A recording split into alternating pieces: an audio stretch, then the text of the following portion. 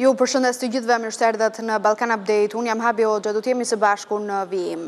Pas zgjimit të kushtetueses dhe ultimatumit 30 ditor për ta konstituar kuvendin, edhe kryeministri në detyrë, i cili nuk ndihet përgjegjës për ngërçen politik, është kujtuar të thras në një takim krerët e partive parlamentare, të cilët i ka cilësuar gjatë dhe pas fushatës si hajvan dhe nomad. Krerët e partive politike kanë pranuar ftesën për të shtunën nesër në orën 16, edhe pse nuk presin ndonjë sukses pas ti.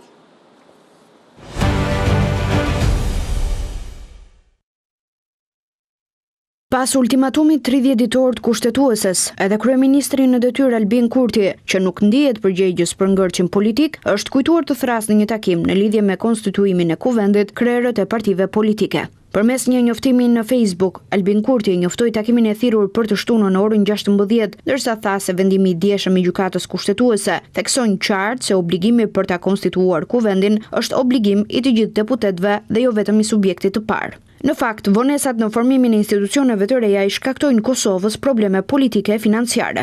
Ajo rrezikon të mos marrë parat nga plani i rritjes së Bashkimit Evropian, apo të humbas 230 milion euro nga mos ratifikimi i marrëveshjeve ndërkombëtare me Bankën Botërore. Ndërsa kriza politike po reflektohet edhe në vonesa për integrimin e Kosovës në struktura ndërkombëtare, pasi qeveria aktuale në detyrë nuk ka legjitimitet për të marrë vendime të rëndësishme strategjike në emër të Kosovës. Konstituimi i kuvendit ka ngelur në pikën e votimit komisioneve për votimin e fshet kryetarit parlamentit, propozuar nga kryesuesi i seancës Avni Dehari, për të cilën disa parti politike në vend kanë pretendimin se është një akt antikushtetues. Votimi i fshet është kundërshtuar plot 28 herë nga Partia Demokratike e Kosovës, Lidhja Demokratike e Kosovës, Aleanca për Ardhmërinë e Kosovës dhe Lista Serbe. Gjykata kushtetuese është zgjuar kështu pas më shumë se 4 muajsh dështime në sallën e kuvendit për ta konstituuar legjislacionin e ri parlamentar dhe i ka lënë afat subjekteve politike në Kosovë 1 muaj për ta përmbyllur këtë proces, për të cilin qytetarët e Kosovës kanë votuar që më 9 shkurt. Kërkesa për një qëndrim të kushtetueses u bë fillimisht nga Aleanca për Ardhmërinë e Kosovës e Ramush Haradinaj.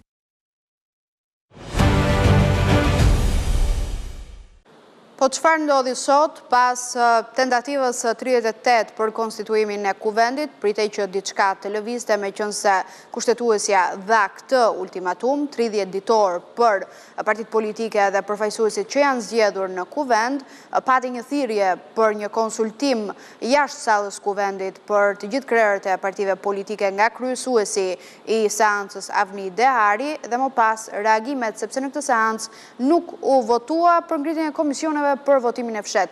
Njemi me materialin se na shtjellon se çfarë ka ndodhur sot.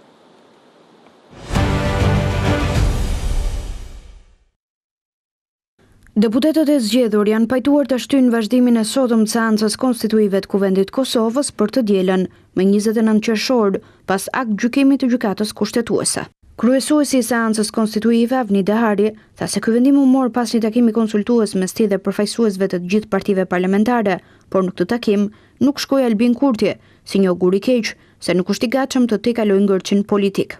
Ramush Haradinaj, kreu i Aleancës për Ardhmërinë e Kosovës, deklaroi se thirrja e Kurtit për takime me partitë e tjera politike është vetëm një lojë.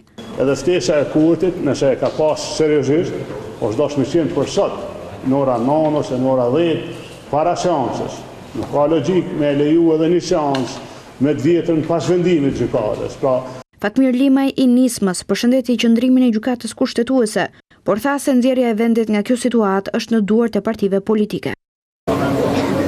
Duke tentuar që në hapësirën e vet dhe kompetencët e vet t'jep me mesazhe porosi, po jo më shndru në një parti politike. Gjykata na tha kështu, unë parti politike nuk vëna. E shpjegoj procedura ligjore, ama në fund, porosia e gjykatës ashtu si komentuar është që konstituimi i kuvendit është tërësisht vendim politik i forcave politike. Deputetja e zgjedhur e Lidhjes Demokratike të Kosovës, Hikmete Bajrami, tha se lëvizja vetvendosi është e interesuar që të vazhdojë situatën e njëjtë, mos konstituimin e kuvendit. Që them drejtën nuk është që kemi shumë pritje, duke marrë parasysh komplet të kaluarën historike të vetëvendosjes dhe krejt sjelljet e tyre. Konferencën e sotme për mediat nuk është që mund të presim diçka nga ky takim. Është më shumë për show mediatik. Megjithatë, për tregu që jemi për konstituim të institucioneve do të jemi prezent. Ndërkombëtarët kanë bërë shpesh thirrje për tejkalim të ngërçit politik, duke kërkuar përballë tyre një partner të qëndrueshëm dhe të besueshëm, me të cilin të bashkëpunojnë, ndërsa ngutja për të formuar qeverinë vjen edhe pas përmendjes së shpeshtë të presidentit të Shteteve të Bashkuara Donald Trump të çështjes Kosovë-Serbi. Dhe ndërkohë, sot, teksa politikanët ishin në sallën e Kuvendit dhe ndodhin këto diskutime apo reagime publike, jashtë sallës Kuvendit në derën kryesore të kësaj godine kanë qëndruar përfaqësuesit e shoqërisë civile, të cilët kanë protestuar disa herë, po kjo ka qenë hera e dytë ku ata kanë vendosur të bllokojnë kështu në mënyrë simbolike hyrjen e politikanëve në institucionin Tempullin e Demokracisë, duke i kujtuar përgjegjësinë politike që kanë pasi kanë marrë votën e qytetarëve më 9 shkurt.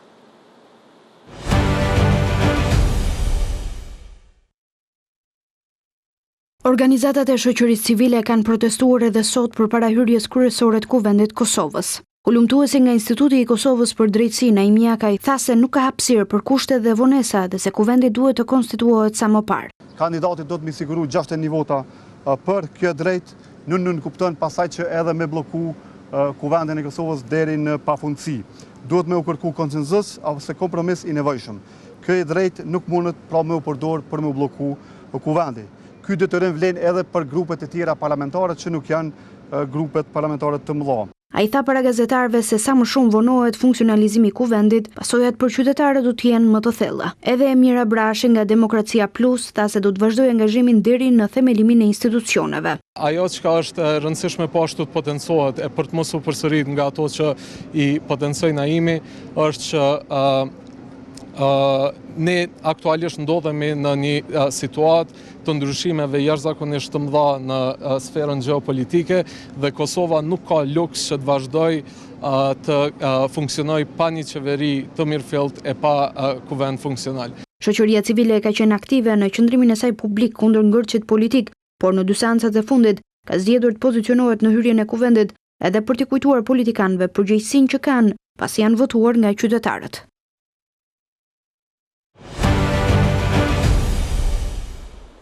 Me kënaqësi ftoj në këtë komunikim të drejtë për drejtë për Ballkan Update kolegen Albina Haliti, gazetare në ATV. Albina, shumë faleminderit për kohën, mirë se erdhe në Ballkan Update për herë të dytë. Do doja ta nisni me pyetjen kushtetuesja foli, po tani çfarë ndodh? E kam vendosur edhe si strish gjatë bisedës tonë. Në fakt, cilët janë skenarët? Kanë kohë pas ditës së sotme edhe 29 ditë të tjera apo jo? Po, faleminderit për ftesën. Natyrisht gjitha subjektet politike kanë pas gati më shumë se 100 ditë që të gjejnë marrëveshje politike, por s'kan pas vullnet dhe gatishmëri.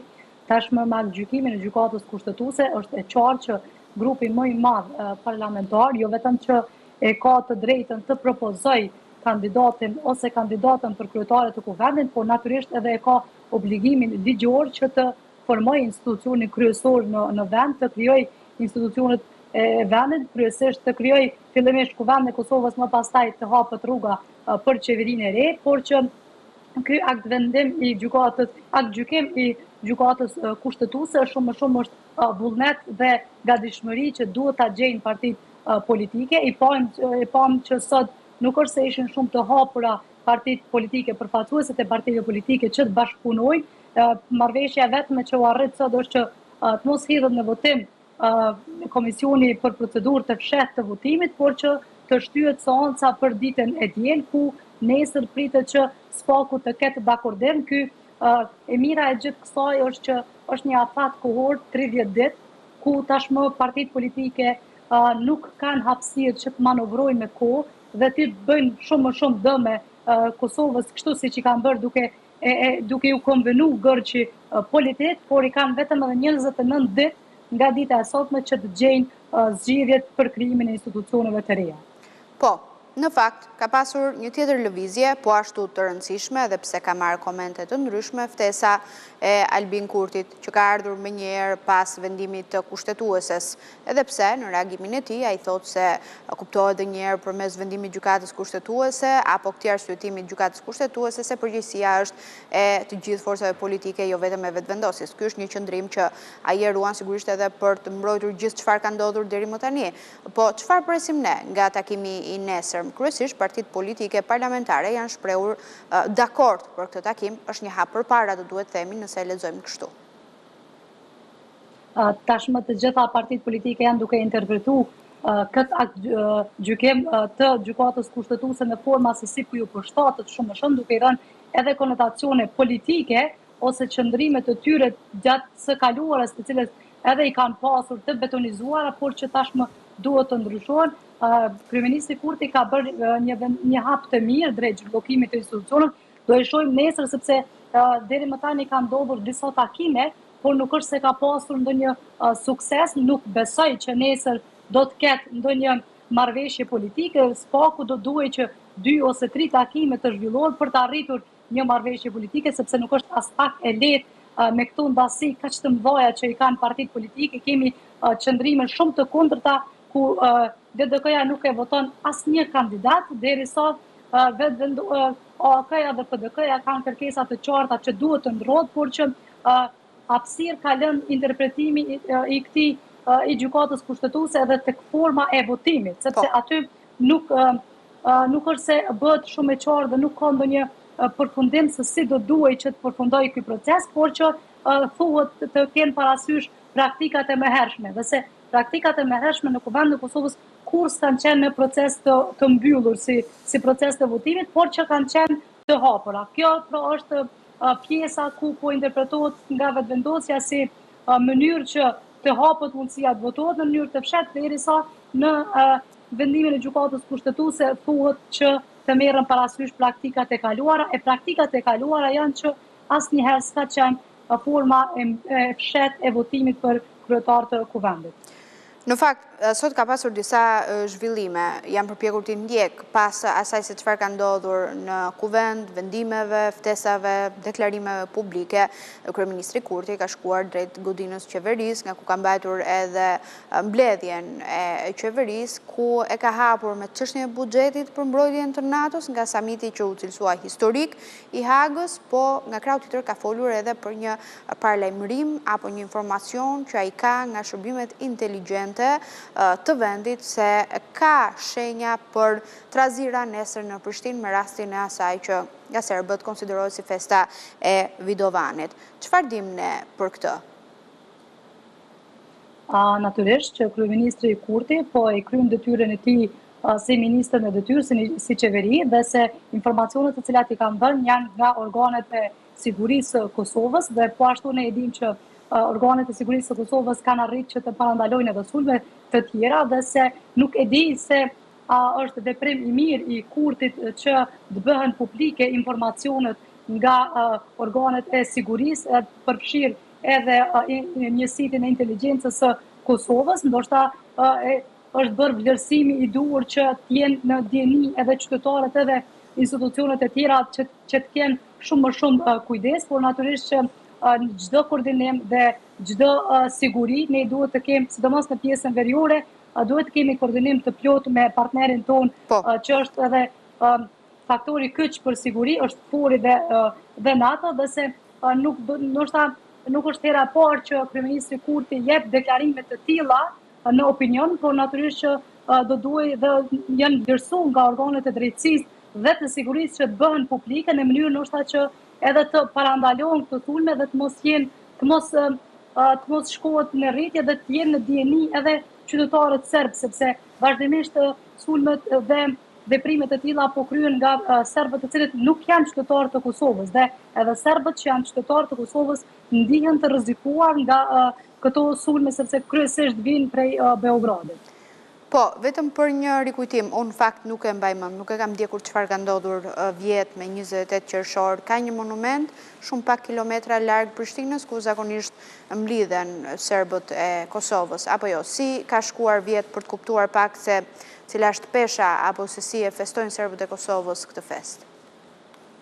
Natyrisht, serbët asi histori të rreme, si betejë të fituar, e festojnë. Në vitin e kaluar kanë qenë gjithçka ka qenë në kontroll, po që policia e ka shoqëruar disa serbë të cilët në majicat e tyre, në veshjet e tyre kanë bërë mbishkrime të ndryshme, nuk i kanë leju me ato mbishkrime që të hyjnë aty, dhe se festimi i tyre, me thënë kështu kushtimisht, ka qenë në mënyrë të qetë, është siguruar nga institucionet e sigurisë, kryesisht nga policia e Kosovës, i gjithë procesi, përfshirë edhe bartja e autobuseve, sepse shumica prej tyre vinë prej vendeve të tjera të Serbisë, nuk janë krejt qytetarë serb të Kosovës, por që si duket institucionet e sigurisë të Kosovës kanë shumë më shumë informacione të kësaj here, edhe pse qeveria Kurti dhe institucionet e tjera të sigurisë, kryesisht Ministria e Brendshme ka bërë të ditur që nuk do të lejohet festimi i kësaj feste nga serbët në territorin e Kosovës.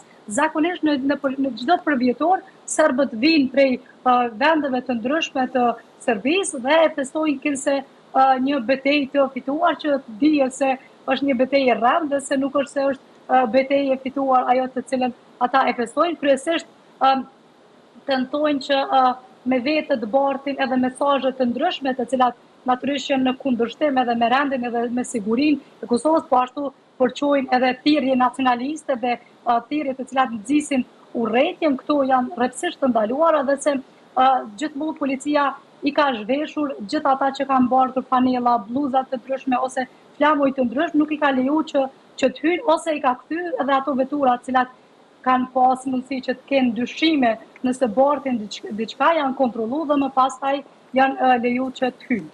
Albinat, falenderoj shumë për kohën edhe për gjithë informacionin që na solle në lidhje me atë se çfarë ka ndodhur sot, po ndoshta edhe paralajmërimet për atë që mund të ndodhi nesër, që shpresojmë gjithçka të shkojë normalisht për kryeqytetin e Kosovës. Përshëndes.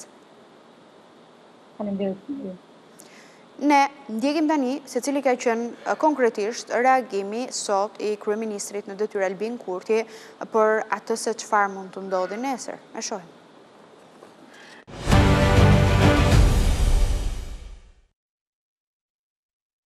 Në tubimin në Gazimestan, monumenti trashëgimisë kulturore në Prishtinë me rastin e festës së Vidovidanit do të ketë përpjekje për trazira. Ky është paralajmërimi i kryeministrit në detyrë Albin Kurti nga mbledhja e qeverisë, i cili e lidh këtë lëvizje me tentativat e Beogradit zyrtar për të tërhequr vëmendjen nga protestat e paralajmëruara të studentëve nesër në Serbi, ndërsa thotë se informacioni është marrë nga shërbimet e inteligjencës në vend. Në këtë përpjekje për të ulur për masat e protestës antiqeveritare e antiregjim të së njëjtës ditë në Beograd, pushteti Serbi mund të shfrytëzojë elemente destruktive për të nxitur incidente në Gazimestan.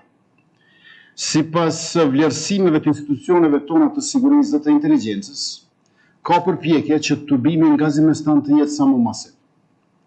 Prandaj janë organizuar grupe serbësh nga Serbia, Malezi dhe Bosnia-Hercegovina që të vinë në Kosovë nesër. Tradicionalisht, grupet e tilla kanë qenë provokuese duke bartur simbole nacionaliste serbe e ruse që bien kundërshtim me Kushtetutën e Kosovës dhe janë gjithashtu dhe kundër vlerave demokratike dhe evropiane. U bëjmë thirrje të gjithë bashkëqytetarëve tonë, sidomos nga radhët e komunitetit serb, në Kosovë që të respektojnë ligjin dhe të mos lejojnë të keqpërdoren për qëllime politike. U bëjmë thirrje të gjithë bashkëdhetarëve tonë që gjithashtu të mos bien prej asnjë provokimi nga kushdo qoftë në ditën e nesërme. Vidovidani është fest fetare serbe që festohet më 28 qershor për të nderuar dëshmorët e shenjtë të Serbisë, të cilët ranë gjatë luftës kundër perandorisë osmane, drejtuar nga Sultan Murati, më 15 qershor 1389. Me kohën, Vidovidani u bë dita për nder të atyre që luftuan në betejë, ndërsa festa u institucionalizua nga Kisha në vitin 1849 dhe u festua politikisht dhe publikisht për herë të parë në vitin 1851 si një përfaqësim i luftës për lirinë serbe nga nënshtrimi osman.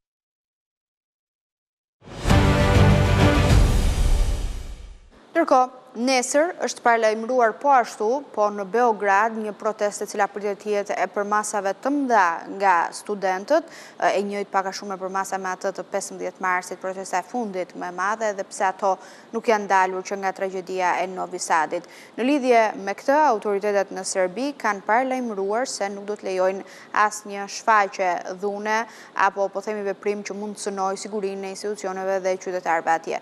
Ndjekim cili ka qenë qëndrimi i tyre dhe paralajmërimi për studentët.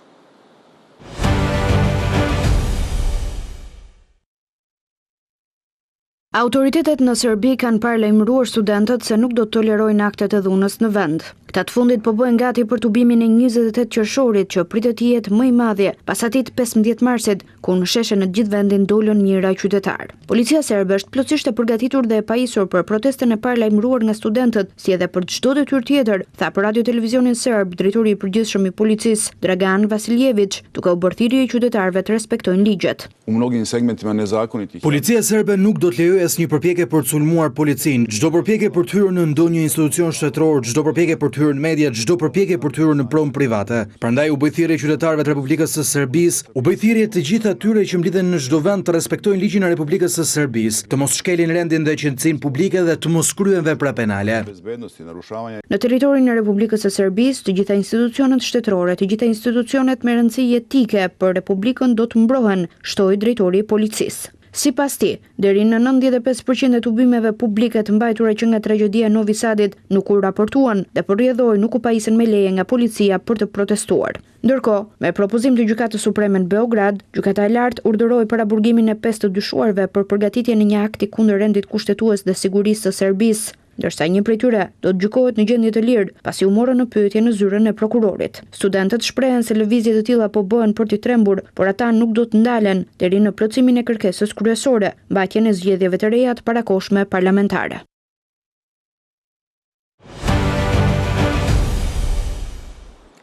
Shteti shqiptar do të jetë aksioner në resortin luksoz që do të ndërtohet në ishullin e Sazanit nga dhëndri i presidentit Trump, Jared Kushner. Shoqëria aksionere është regjistruar në qendrën kombëtare të biznesit dhe përfaqësohet nga korporata investimeve shqiptare. Projekti i resortit luksoz parashikohet të arrijë $1.4 miliard dhe synon tërheqjen e turistëve elitar.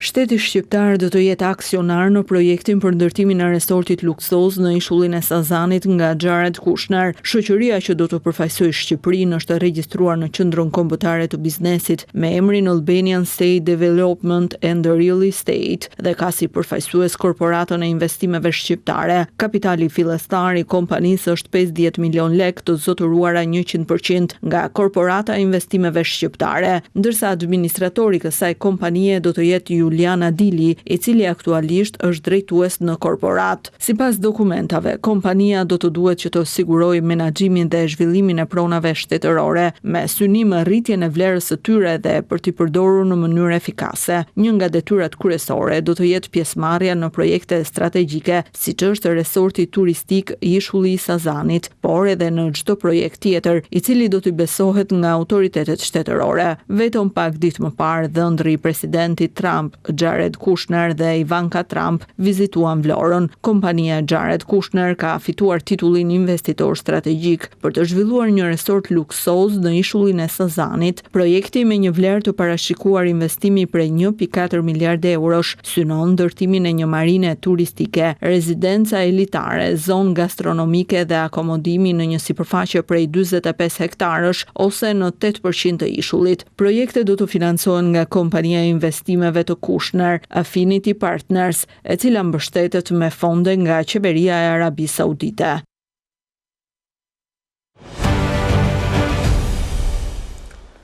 Kemi mbritur kështu në fund Ballkan Update edhe për këtë javë. Ju rikujtoj si gjithmonë adresën tonë zyrtare të webit abcnews.al, ku mund të klikoni në çdo kohë dhe të njihni aty me lajmet më të fundit, po dhe të na ndiqni përmes valve të radios në 105 FM.